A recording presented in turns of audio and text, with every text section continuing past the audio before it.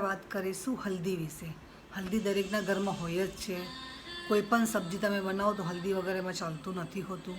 અને અમારા ઘરમાં તો જેમાં હલ્દી ન પડતી હોય, રાજમામાં કે કઢી ચાવલમાં, તો પણ અમે લોકો હલ્દી નાખતા જ હોઈએ છીએ, કારણ કે હલ્દી ખૂબ જ સુગંધ ગણાય છે હલ્દી। તો હલ્દીના શું આપણે ઉપયોગ કરીએ અને એના ઉપયોગથી આપણે આપણી લાઈફને કઈ રીતે ઇઝી બનાવીએ તે વિશે જાણીશું। પણ તમે મારી ચેનલને સબસ્ક્રાઈબ કરી, લાઈક અને શેર કરવાનું ભૂલતા નહીં, કમેન્ટ કરવાનું ભૂલતા નહીં। ને કોઈ વિડીયો જોવાના તમારા બાકી હોય તો ડિસ્ક્રિપ્શન બોક્સમાં જઈને એની લિંક પરથી તમે વિડીયો જોઈ શકો છો।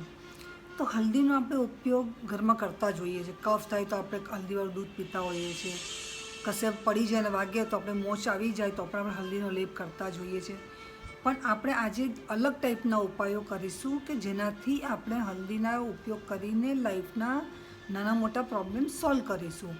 તો દર ગુરુવારે હલ્દીનું તિલક કરવાથી તમારી વાણી પાવરફુલ થશે, સ્ટ્રોંગ થશે, અને તમે કોઈ પણ ચીજ બોલશો તો સામેવાળા વ્યક્તિ પર તમારી વાણીનો પ્રભાવ પડશે।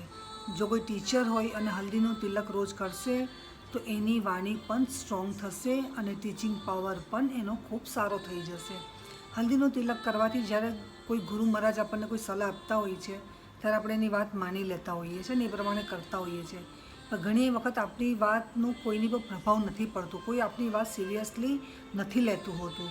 કોઈને આપણે સાચી સલાહ આપીએ પણ આપણી વાત કોઈ સાંભળતું નથી હોતું।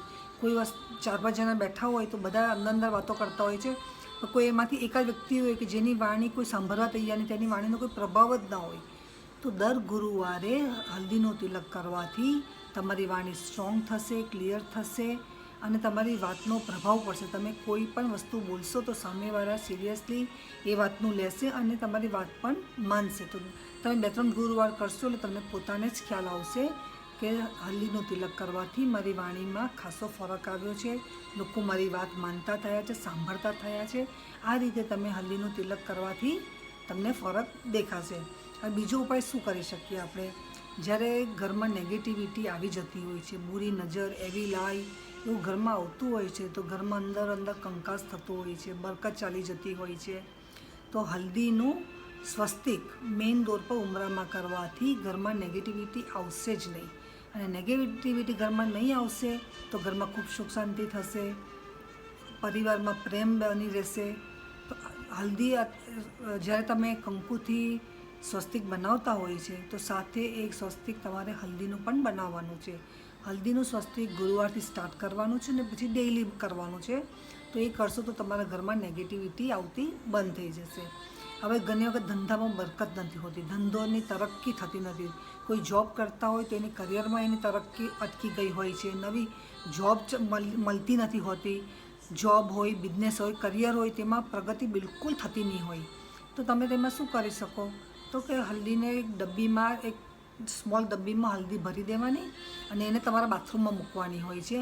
અને જ્યારે પણ તમે રોજ નાહવા જાઓ ત્યારે ચૂટકી હળદર લઈને પાણીમાં નાખવાની અને એ પાણીથી તમારે નાહવાનું છે।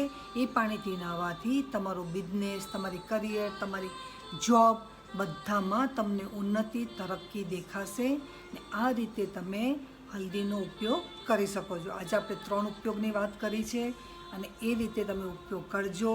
તમને શું રિઝલ્ટ મળે છે એનું મને ફીડબેક આપજો, કમેન્ટ કરજો, લાઈક કરજો, શેર કરજો અને સબસ્ક્રાઈબ કરવાનું ભૂલતા નહીં। આ પાર્ટ 1 છે।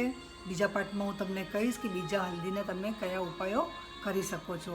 લાઈફમાં કંઈ પણ પ્રોબ્લેમ હોય તમે મને ફોન પણ કરી શકો છો અને પેડ સોલ્યુશન તમે લઈ શકો છો। Thank you.